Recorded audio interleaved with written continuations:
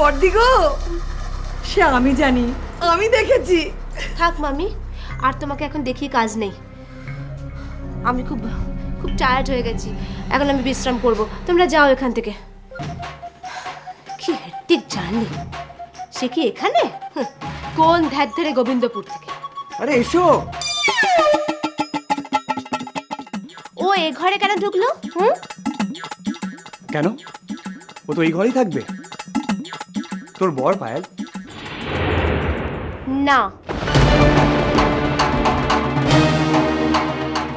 ও এ ঘরে থাকবে না, আমি ওর সঙ্গে থাকবো না। থাকবো না বললে হবে নাকি? থাকতে হবে পায়েল। আরে বাবা, তুমি এসো। এসো তো। না না না, ওনার যখন অসুবিধা হবে তখন। না না, আমি। আরে বাবা, তা কখনো হয় নাকি? এসো, তুমি এসো। আরে এসো। বাবা, কি ওজন! বোমা টোমা আছে নাকি এর মধ্যে? রাখলাম।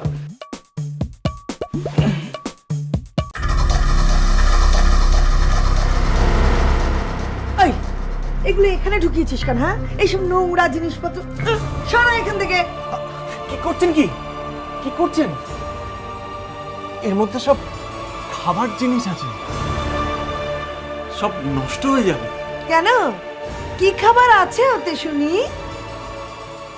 এর মধ্যে বাড়িতে তৈরি আমসত্ত্ব আছে, মোয়া আছে, পাটালি আছে, বাড়িতে তৈরি মোহনভোগ আছে, পিঠে আছে। ওসব এ বাড়িতে কেউ খায় না, বাইরে ফেলে দে, না তো কাজের লোকদের দিয়ে দে। কি বলছেন কি? এর মধ্যে সব গ্রামের খাঁটি খাবার আছে, শহরে এসব পাওয়া যায় না।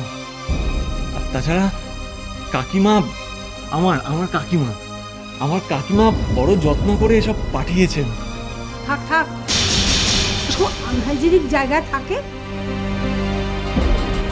ফেলে দে, বাইরে ফেলে দে। এই, হাঁ করে দাঁড়িয়ে আছিস কেন? যা ফেলে দিয়ে যা। না না, ফেলবেন না। এর মধ্যে বাতের তেল আছে, পিসির জন্য বাতের তেল। ফেলবেন না। ও শাট আপ! যত সব হাকিমি তেল। যখন সবাই বলছে ফেলে দিয়ে আসতে, তখন ফেলে দিয়ে আসুন গিয়ে। এগুলো কিচ্ছু ফেলা যাবে না। রাতুল, তুমি একদম চিন্তা করো না, এই সব খাবার এরা প্রত্যেকে খাবে। আমি এদেরকে খুব ভালো করে চিনি। আসলে কি বলতো, এই মোয়া পাটালি এগুলোর উপর যদি কোনো দামি দোকানে ট্যাগ লাগানো থাকতো, দেখতে সব চেটে পুটে খেত। আসলে বিনা পয়সা পাচ্ছে তো, তাই সহ্য হচ্ছে না। শম্ভুদা, তুমি যাও রান্নাঘরে, যাও গিয়ে দেখো অনেকগুলো বয়াম আছে। ওই বয়ামগুলোর মধ্যে এই মোয়া পাটালিগুলো আলাদা আলাদা করে গুছিয়ে রাখো। আমি এই পাটালি দিয়ে পায়েস রান্না করবো। আচ্ছা বুঝি, রেখে আসি। যাও। হ্যাঁ রাতুল, তুমি যাও গিয়ে ফ্রেশ হয়ে নাও। আরে খাওয়া দাওয়া করতে হবে তো। তারপর রাতে অনেক কাজও তো আছে। কি কাজ? আসলে আমি শুনেছি যে তোমাদের এখনো ফুলসজ্জা হয়নি, তাই আমি আর সন্দীপ ঠিক করেছি তোমাদের সত্যিকারের ফুলসজ্জা করাবো। কি বললে? রাতুল, চলে এসো। সন্দীপ, এসো। ও কি বলে গেল? হ্যাঁ, এই শুনুন, আপনার সঙ্গে আমার ফুলসজ্জা হবে না। হ্যাঁ, না, আমি তো কিছু বলিনি। আপনার বৌদি বলল।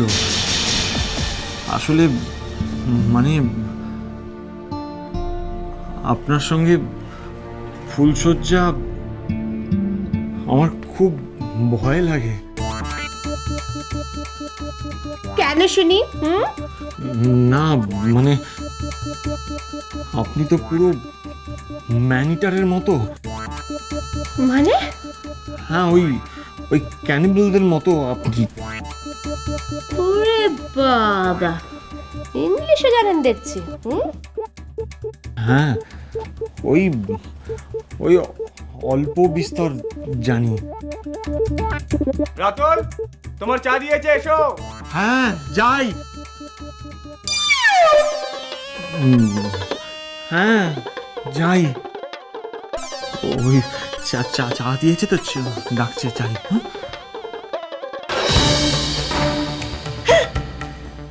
শোন পায়েল, ওরা কিন্তু তোর জাত মারার চেষ্টা করছে। ওই ঘরে ঢুকিয়ে দিয়ে না তোকে ফুল সজ্জা করাবে। আরে পায়েল, তুই এর মধ্যে কিছু করিসনি তো?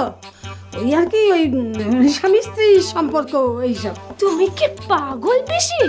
ওই কার্টুন ওই অপদার্থতার সাথে নেভার। এই একটা কথা বলবো? বলো। শোন পায়েল, তুই এখানেই থেকে যা, আর তোর ওই কার্টুন হাবাতে বরটাকে বিদায় কর, বিদায় কর। কিন্তু কি করে? ওসব নিয়ে তুই ভাবিস না, আমি আছি, তোর মামি আছে, আমরা দুজনে মিলে একটা উপায় বার করবই। আচ্ছা, ওইটার সঙ্গে তোকে মানায়? হ্যাঁ, একটা বাঁদর, বাঁদরের গলায় মুক্তোর মালা, তোকে যেতে হবে না, তুই এখানেই থাকবি। আমরা দুজনে মিলে সব ব্যবস্থা করবো না, খালি দেখবি। চলো বর্দি, চলো।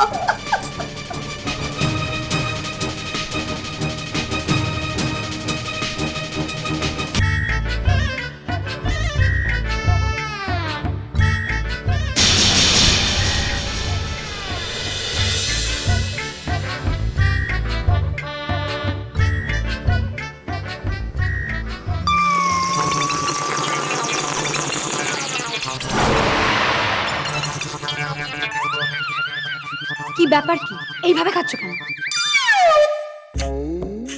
বাবা রাতুল ওভাবে খায় না, এরকম শব্দ করে চা খেতে নেই। না না, ভালো লাগে, ভালো লাগে। আপনিও প্লেটের মধ্যে ঢালুন না। ঢেলে এই যে এই রকম করে ঢালুন, তারপরে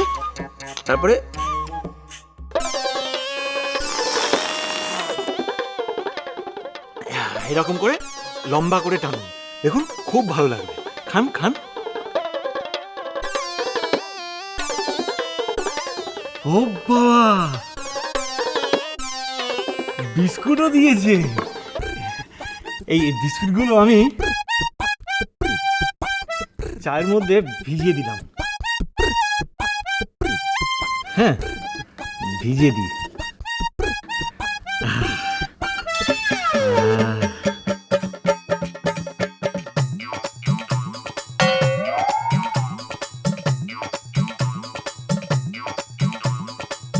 হ্যাঁ,